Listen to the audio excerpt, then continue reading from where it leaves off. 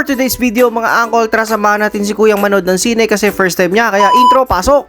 At ayun na nga mga angkol, agad-agad kaming rumekta dito sa SM Tansa para naman samahan si Kuyang manood ng sine. Mali nga pala mga angkol, ito nga pala yung unang first time ni Kuya manood sa big screen. At syempre bago kami pumasok sa loob ay titingin muna kami ng mga pagkain na pwede naming baunin sa loob. Since ito nga pala yung first time ni Kuya manood sa big screen ay hindi rin namin alam kung ano mararamdaman niya. Sa totoo lang kasi mga angkol, ayaw na ayaw talaga ng anak ko yung mga maiingay, lalo na yung mga dumadagundong na tunog. Pero pag sa bahay sila magkakapatid ang nag-iingay, eh okay lang naman sa kanya. At ayun na nga mga angkol, mukhang popcorn na nga ang napusuan na bilhin ni Kuya. Kaya naman nagpakuha na agad ako dito ng 1 kilong popcorn kay ate para ito nga pala yung babaunin namin sa loob. At dahil sa kakatapos lang namin kumain mga angkol, eh okay na sa amin yung 1 kilong popcorn. Paghahati-hatian na namin yan. At dahil sa 1 kilong popcorn yung binili natin mga angkol, eh may libre pala ditong 3 galong tubig. At pagkatapos nga nun mga angkol, eh agad-agad lang rumekta si Kuya papasok ng sinihan. Sana lang talaga ay hindi siya mag-aya lumabas ng sinihan lalo pag maingay na yung palabas kasi sayang yung pera. Maya-maya pa pagkatapos check-in ng konduktor yung aming ticket, eh agad na kami pumasok dito sa sinihan. At ayun na nga mga angkol, sa punto nga ito, pagkita namin sa loob ng sinihan, pati ako ay nagulat. Kasi hindi ko akalain na ganito na lang pala kalaki yung sinihan ngayon. Kasi yung naabutan ko sinihan dati ay meron pa talagang balcony. Ako tuloy yung naninibago sa loob ng sinihan para lang akong umarkila ng isang private room. At balik na tayo kay Kuya na masayang masaya kasi excited siyang manood ng Despicable Me. At buti na lang mga angkol, pagdating namin dito ay hindi pa nagsisimula yung palabas. Kaya naman meron pa kaming konting time para makapag-picture-picture. Maganda at maayos ang style ng sinihan ngayon. Hindi tulad noon na madadapa ka muna bago mo malaman kung saan ka talaga uupo. Ngayon, ang upuan dito ay hindi ka na malalaglag sa sahig kasi feeling executive talaga. Komportableng komportable. At ayun na nga mga angkol, bawal na mag-video dito kaya naman magsisimula na yung palabas.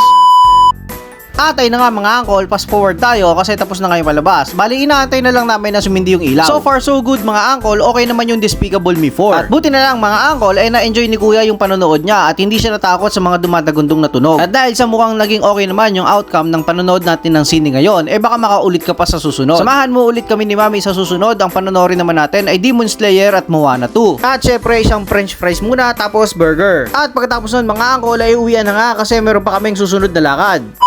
At fast forward tayo mga angkol at nandito na nga pala kami sa supermarket. Bali pagkatapos nga pala naming manood ng sine ay umuwi kami at sinundo namin yung dalawa naming anak. Bali ang agenda lang dito mga angkol ay bibili lang ng konting supplies para sa mga baget. O sige mga anak, kaway-kaway muna sa mga makakapansin sa inyo. At sa puntong to mga angkol ay kumuha na rin pala kami ng gatas ng mga bata. Bali nesto dyan na nga pala yung mga gatas nila at hindi na yung mga premium milk. Bali bukod sa medyo sikip na nga yung aming sinturon sa pagbabudget ay lumalakas na rin pala sila sa pagkain ng mga solid food. Kaya naman hindi na ako nahihirapan magpakain sa kanila araw-araw. Kung dati pinipilit namin silang kumain ng mga solid para makatipid na sa gastusin, eh parang nagkamali pa yata. Mas lumalakas ang gastos kasi nakakain na sila ng mga kung ano-ano. Sa ngayon mga angkol, hindi na ubra ang isang order ng fried chicken kasi 3 na sila naghahati-hati doon lalo sa kanin. Pero mas tipid pa rin yun mga angkol kumpara mo sa mga gatas na binibili namin sa kanila linggo-linggo. At ayun na nga mga angkol, sa punto nga ito ay naglalakad na nga kami palabas ng mall kasi pauwi na nga kami niyan. Pagkasal pa ko sa kanila sa loob ng sasakyan mga angkol, eh dito ko na rin tatapusin itong video na to. Lagi ako nagpapasalamat sa inyo mga angkol sa mga nanonood at sumusuporta sa aming vlog. Hanggang dito na lang mga angkol. See you sa next vlog.